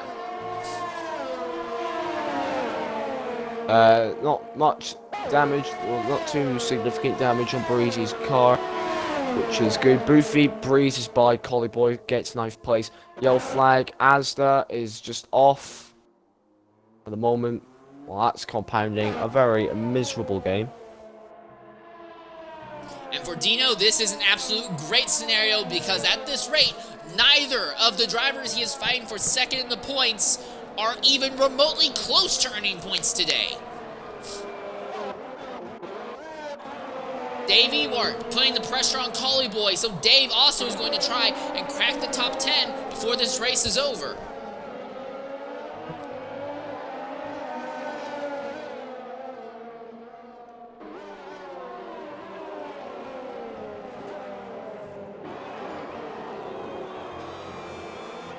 Schold sees Fratters ahead. Schold has the soft tires, Fratters has the mediums, but now we're at the point where the mediums are going to be coming up to their perfect, ideal operating temperatures. I think if we don't see any more moves in the next lap or two, then the grid order we have now will be the final grid order, except for the changes when it comes to penalties. And when it comes to penalties, that's really going to shake things up. Prudish Metal has 3 seconds of penalty, XRL Fiend 11 seconds, but I would argue that 5 of those seconds aren't reasonable. Then Constant Jet has 8 seconds. I would argue that 5 of those seconds aren't reasonable also. And Fratters has 19, and I'd argue that 10 of those seconds probably aren't reasonable either. So that situation from 5th, 6th, and 7th could go all sorts of ways depending on what penalties do or don't stick around afterwards. Boothie has 9 seconds of penalties that he's trying to outrun, and that's why he's putting some immense pressure on Schold right now, who does not have any penalties against him at the moment.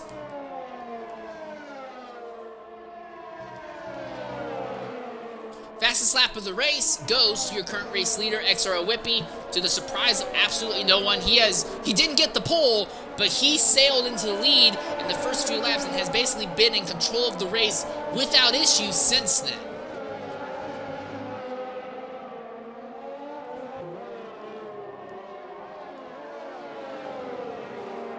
Schold not really able to do anything to Fratters up ahead. It is Boothie. Boothie just cut the corner, and he goes around, and he's into the wall! Well, he barely missed the wall, but he has completely spun the car around, putting the power down coming out of the main street, and that will take him back out of the points-paying positions. So now Dave Ewart. Yeah, so now Dave Ewart moves up into 10th, and now it's his turn to go up against Collie Boy again.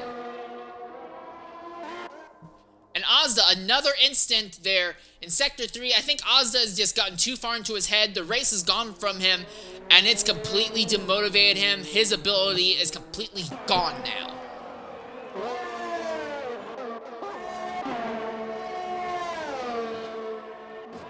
I don't think we're going to see much more passing in this race unless Fiend can do something to Mr. Anderson, which would be a very interesting scenario because Mr. Anderson has been on the sauce and Fiend is on the mediums, but it may be a case that Fiend has already burned those tires to the ground. I mean, Anderson has burned those tires to the ground.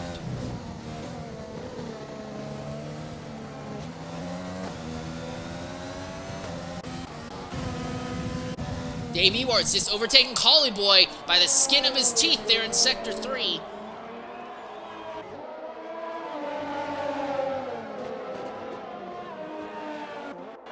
Ozda, another incident there.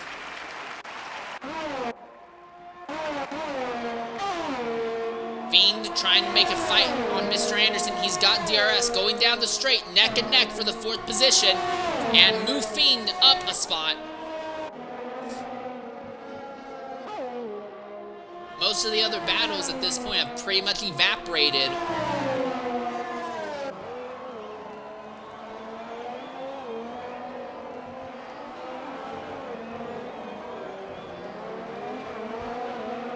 Not much battles happening. Well, right now, but there is Dave Ewart and Boy for 9th. Seems to be the only real one that we are seeing at the moment. For the chance for McLaren to get a couple of points, not a lot, but a couple. It's better than what they were looking at getting earlier. Davey Watt's using up all of his ERS as well, just to keep that Alpha Tower behind. Boy really closing in on this straightaway. He might make another run. Here we are, side by side to the sweeper. And Boy gets back ahead, but Dave Ewart goes on the outside around the long sweeper that comes right afterwards, and he will plant himself right back in front. Very nice move.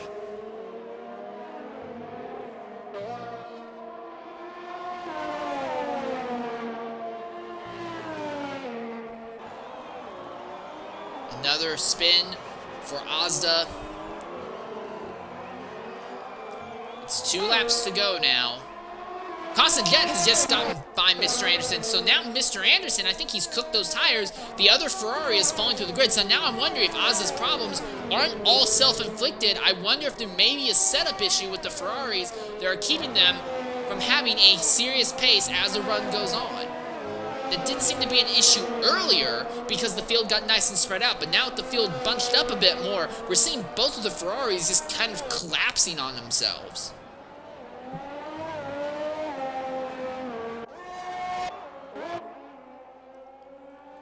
Boy still there behind Dave Ewart. That will be a battle for 9th position. Here's the thing, if they keep it up, then Boothie will have a chance of maybe getting one of those positions. Whoa, what in the world? Boy just completely cut the corner altogether, but he immediately backs out of it. But that brought Boothie right up to it, so now Boothie still has a chance to get a point today. Oh, and Ozda spins right in front of the leaders. That couldn't have been good. But Boothie has just gotten by Boy. So now Boy is out of the points once more.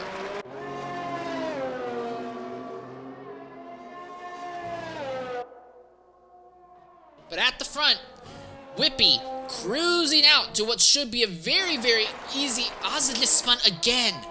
Whippy cruising to what should be an impressive 6 wins in 8 races. That is incredible. And Dino in second, it looks like he will probably be in a great position to take home second in the points at the end of this race.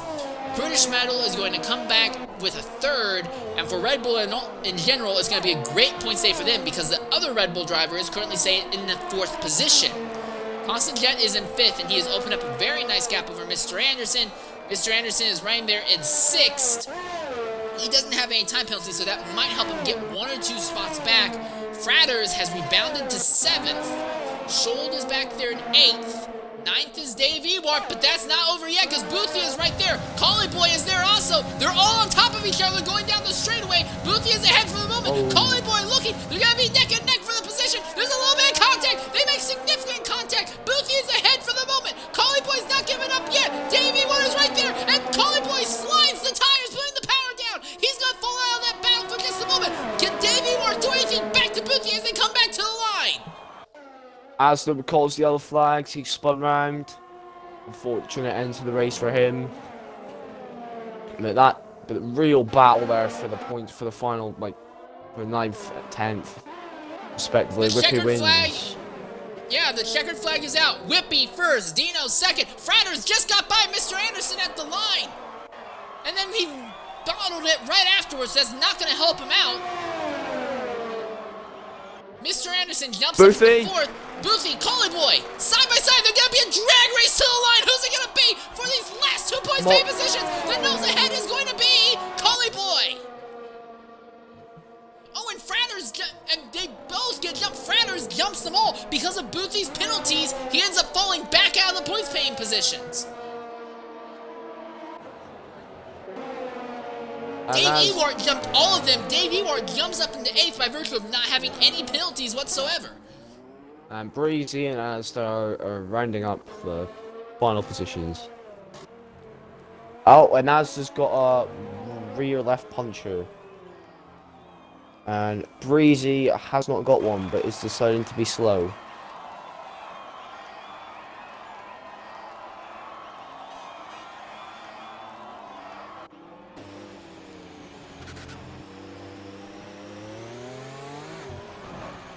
And oh, spun again.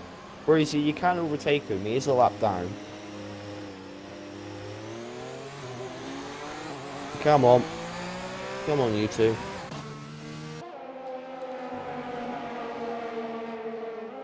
He's finished. Right, there we go. And your race winner, 6 times in 8 races, is going to be XRL Whippy. Brilliant. And show driver of the day.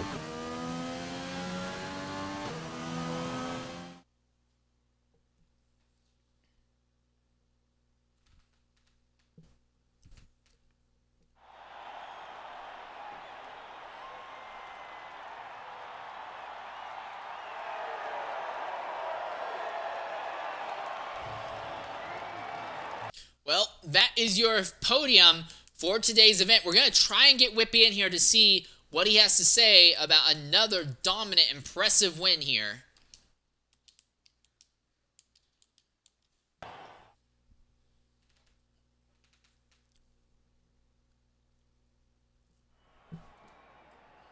And there's your final lineup. And Whippy, outstanding day. If he didn't already lock up the championship, this would be a great day, but this has kind of just become the norm for your X3 champion. And in the party with us right now is XRL Whippy. Whippy, go ahead, include your audio. What do you have to say about that race today? It was a mad one. I took the lead on what, lap 5 must have been, and I really never let go of it. I was fighting pretty hard to get a gap to Dino, because I had 2 warnings, and I was scared of getting another one. So I made sure to have a 3-second gap to him. And then he started tying saving like mad, and just dropped back in like another 1.5 seconds. Of course, the safety car restart at me. Gained about 1.5 seconds there. All in all, pretty good race. So now, Whippy, here's the question I have to ask. And it doesn't have to deal with this season, but are you going to stick around in X3 next year, or are you going to go up and advance into X2 or maybe even X1 after such a dominant smashdown you put on the field this season? Yeah, I don't really have a choice, do I? I'm going to X2 next season, I reckon. Depends on like how the rosters sort out, but the champion usually goes up, and considering I've won 7 races out of 15, would really be fair to keep me here. It'd be a bit boring for the next season as well. You do make a fair point. So, which would you prefer to go to, X1 or X2? X2. If you have X2. Without a doubt. They're too quick at X1. I want to be able to fight. Can't be fighting at X1. They're quicker than me. X2, I think I did one X2 race, came 4th. So, feeling pretty comfortable in there. All right, Whippy. Well, I do want to say once again, congratulations, and 6 victories in 8 races. That is a outstanding performance rate. I'm just gonna say it right now. That's something that you don't see very often. So good job on that. Thanks, Sid. It's been a wild one, that's for sure. Hey. All right. Well. Looks like it's time for us to pretty much start wrapping up the broadcast. Yes, Torpedo, anything in general to look at, to say, looking back at the end of this race here? No, not really. Just interested. It would just be interesting in Brazil for the battle for second in the drivers then. After that race.